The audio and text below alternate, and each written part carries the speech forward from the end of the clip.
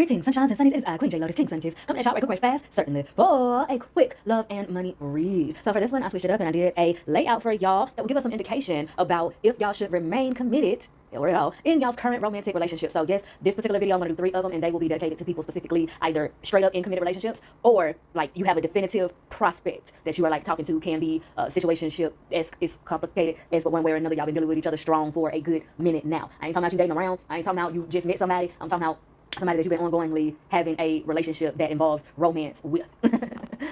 And if you've been carrying on a sexual relationship with someone for 6 months to an amount of years, then yes, you would be included in this. And without further ado, I'm gonna go ahead and get into the specificities of these cards. So what I asked overall, like I said, should y'all remain committed to your current relationship? Okay, so at the very, very top, I have a love and money oracle card, which is indicating answers to a question I asked that is the main inevitable consistency that you can expect from this relationship.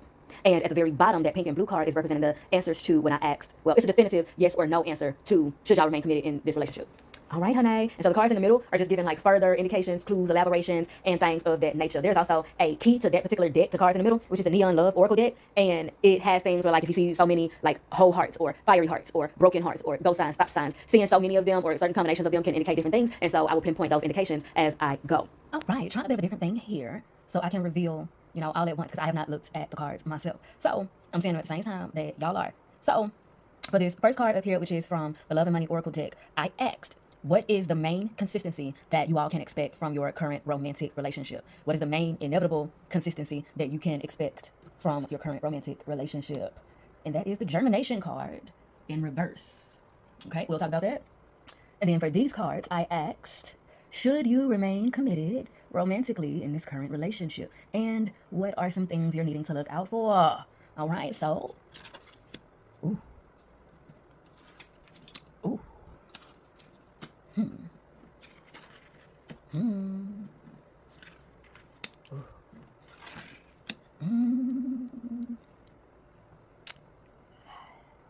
So another aspect of this question also, which I forgot to say just a minute ago, is there someone else out there for you all? So there are some challenges I'm getting from that in this particular collective with that, you know, being done alone. I will acknowledge that, and I will leave this card for last. Okay, for that card I asked, is it worth it for you all to remain in the relationship at this point in time? All right, so we will evaluate these first and make our way back to that one.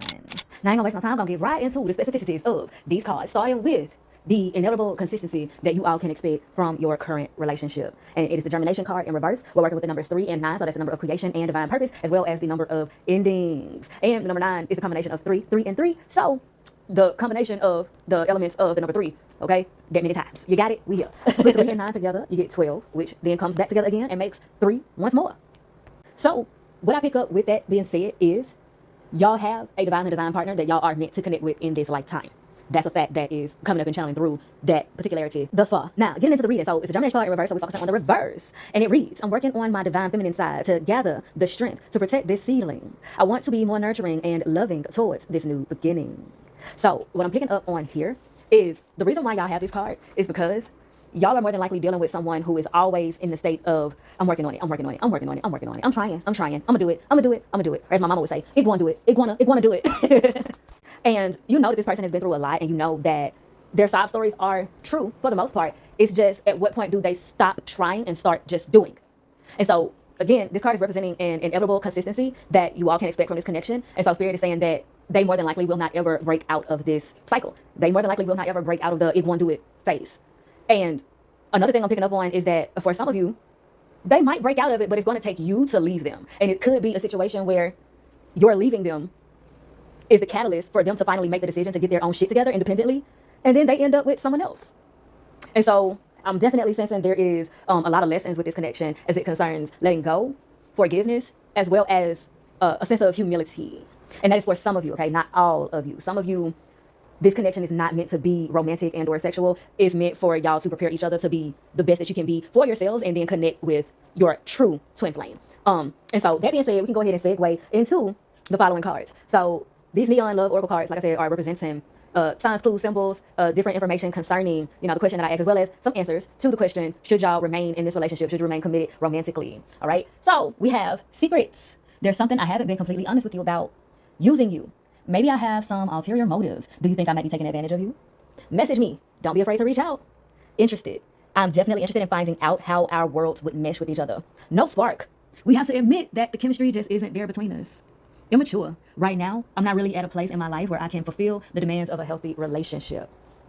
So that is feeding further into this is giving false flame. It's giving that it's not worth it. It's giving that a lot of you are dealing with someone who is just holding up space, and spirit is saying it's time for you to tell them to shit or get off the pot. And the harsh reality of it is, a lot of you already know that they're not ever going to shit. Like, it's already been shown. Like, how it started is how it's finishing. And for some of you, this person started off real, real strong, and then it dwindled and fizzled out. And it is giving love bomb. And specifically what's standing out to me too is the immature card. And that's where, as someone feels just real comfortable with you, someone is like, you represent to them a parental figure that just lets them do whatever. You know, like the substitute teacher that doesn't enforce that they do any work. Someone is handling you like the pushover substitute teacher. And it's time for you to make your declaration. So I want to reference the symbols that we have on the cards. So there are 3 heartbreak symbols, 2 go signs, and 1 stop sign. And also, according to the key, that indicates deception. They're lying to you about their true feelings. This can never turn into true love.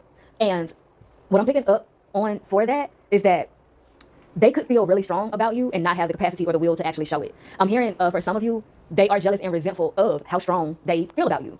And so they hoard that from you deliberately and also habitually, some sort of muscle memory that they just like cannot shake. I'm starting to hear the blues song, you don't miss your water till your well runs dry. And so that's going back to that message that came through about, like, for some of you, this person, they not ever gonna get right until you leave them. And it's a harsh reality for you to accept that even if they do get right, it may not be for you.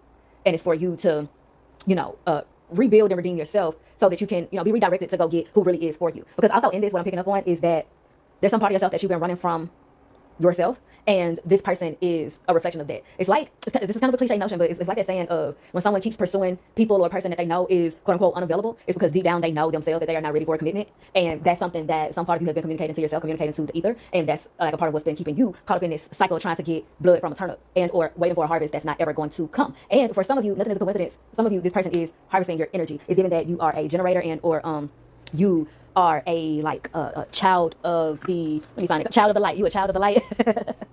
And what that means is you literally can walk into a room and just shift the vibe to a higher frequency instantly. And people love to have you around, even though they may not always love to value you. And they may not love to make you aware of how great you actually are, because they want to benefit off of your light, but they also want to shit on you at the same time. They want your light and they're jealous of it at the same time.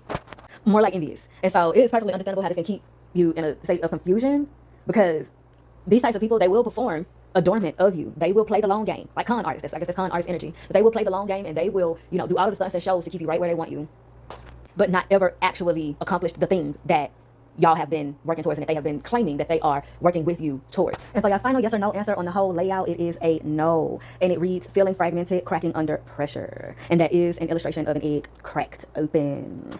So, sorry y'all, or congrats y'all, because, you know, I do understand this can be painful one way or another. All the while, I do want to emphasize to y'all, as Spirit is emphasizing, has, you know, emphasized even through their first card, that this is not a loss for you all. This is a rejection that is God's protection and a divine redirection.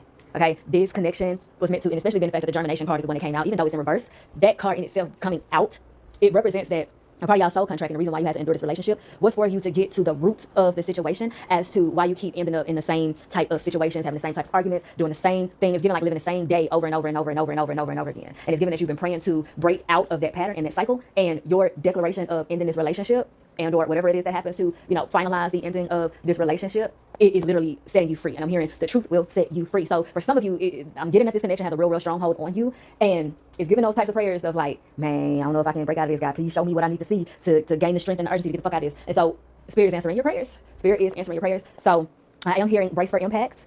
But trust yourself, trust the process, and to know that this is most certainly leading you to better. You're not losing anything. And for some of you, you will go completely no contact with this person. And for others of you, just the nature of the relationship is changing. The dynamic of the relationship is changing from romantic and or sexual to something that maybe, you know, more spiritual and or more platonic. And or for a few of you, I'm picking up that there could even be, you know, a business relationship that it could evolve into. So yeah. And with all that being said, if I do say so myself, honey, I have milked this couch right. And I am thoroughly appreciative for the exchange of vibes. And if you feel recognized, please do me a divine design and like, share, and subscribe so that you can be one of the first to be back to these green quotes for next time. And be sure to bless my comment section with your questions and conversations. And as always, I bid you in always light, love, healing, and liberation. Emphasis on liberation. Mwah.